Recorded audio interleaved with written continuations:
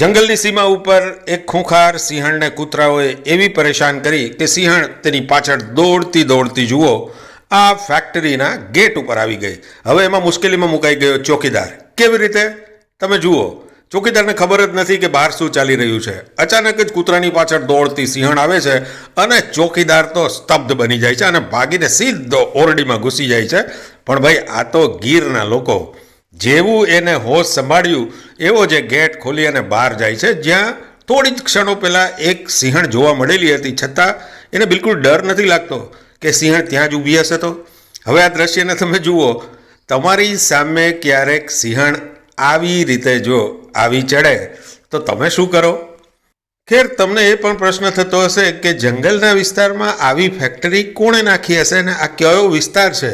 તો હું આપને જણાવી દઉં કે આ આધાર ઇન્ડસ્ટ્રીઝ છે, જે ગીરની સરહદ ઉપર આવેલી છે અને ત્યાં અવારનવાર સિંહો આવી ચડે છે.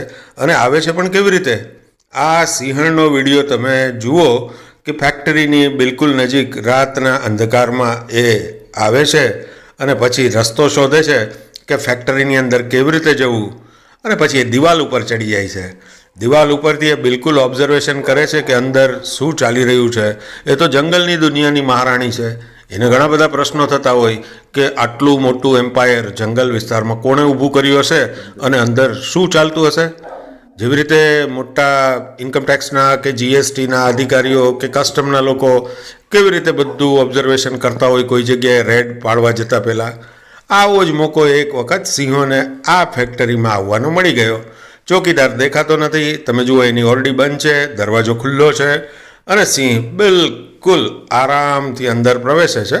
હા, એ બિલાડીની જેમ દબાતા પગલે આવે છે, કારણ કે બિલાડી કુળનું પ્રાણી છે. અને આવીને જાણે સરપ્રાઇઝ વિઝિટ હોય એવી રીતે એ જુએ છે કે આ જગ્યા શું છે, અહીંયા શું ચાલતું હશે.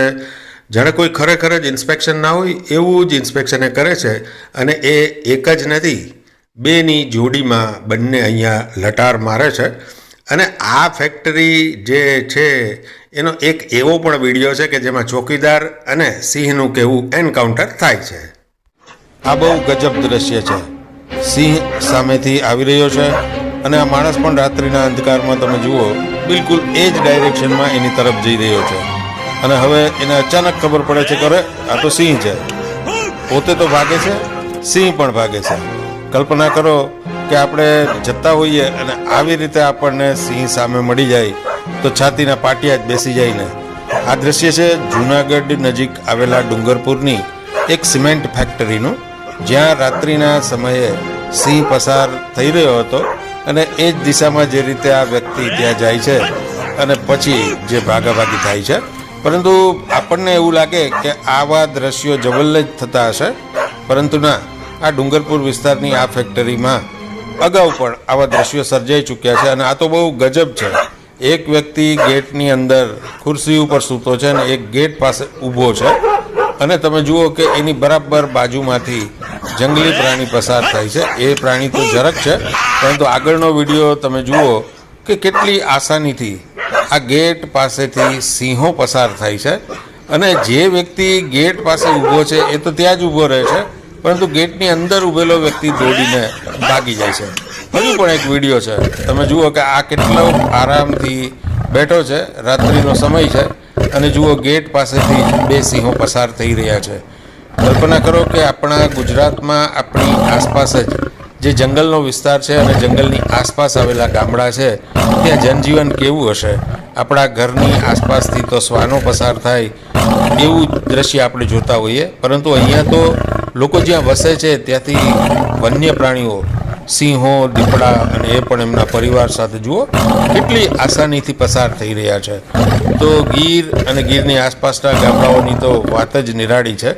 આ દ્રશ્ય તમે જુઓ કે એક વ્યક્તિ અહીંયા પંક્ચર કરી રહી છે અને એને પણ ખબર નથી કે એમની બાજુમાંથી એક સિંહણ પસાર થઈ રહી છે. અને ભાઈ, ધન્યવાદ તો સિંહણને દેવા પડે. આ તમે જુઓ કે ગામમાં સિંહ આવ્યો છે અને લોકો એને કેવી રીતે વિદાય આપવા માટે નીકળી રહ્યા છે. આવા જ અજાયબ વિડીયોઝ તમને આ ચેનલ ઉપર જોવા મળશે. જો તમને પસંદ હોય તો જરૂરથી સબસ્ક્રાઇબ કરો અને નિહાળો ગીર અને સિંહોની અજાયબ દુનિયા. આ વિડીયોને અંત સુધી નિહાળજો. ખૂબ જ અદ્ભુત વિડીયોઝ તમને જોવા મળશે.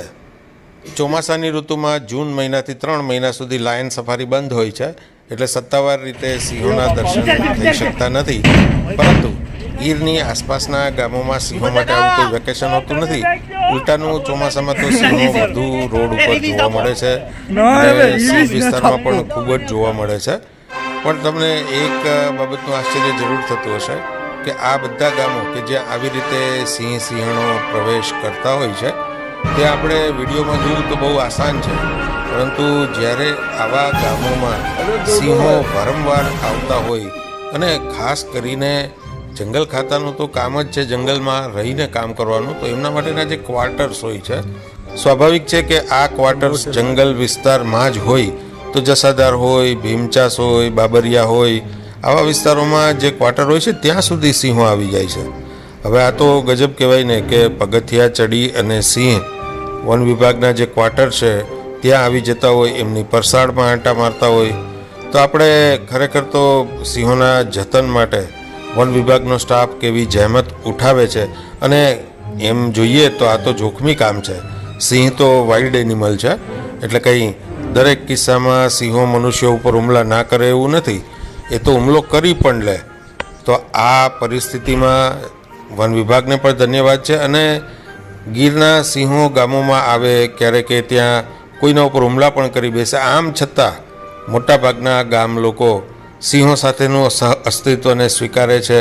અને જે રીતે ગીર વિસ્તારમાં સિંહોનું જતન થઈ રહ્યું છે એ માટે ગામ લોકોને પણ ધન્યવાદ દેવા પડે, કારણ કે આવી પરિસ્થિતિમાં તો સિંહો અને મનુષ્ય વચ્ચે ઘર્ષણ થઈ જવું બહુ આસાન છે. પણ ગીરના ખુમારીવાળા લોકો સિંહોને ખૂબ જ પ્રેમ કરે છે અને એના જ કારણે આ તમે જુઓ ને કેટલું અદ્ભુત દ્રશ્ય છે. સિંહોનું આખું ઝુંડ, એમનું ટોળું આ રસ્તા ઉપર વિહાર કરી રહ્યું છે. પપ્પા જોવે છે જોતા ધાબે જોવે છે.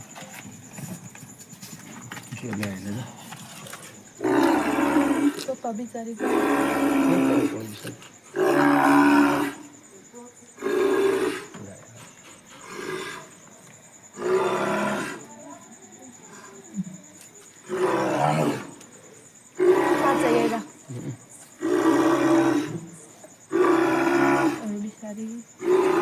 શું કરવું બેટા, આપણે કઈ ના કરીએ એમાં. પપ્પા એ કાવે શું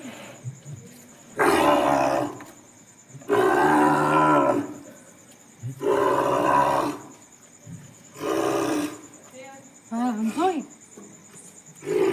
आगे गुजरात के गिर फॉरेस्ट के आसपास बसने वाले लोगों की यह कहानी बड़ी रोमांचक है.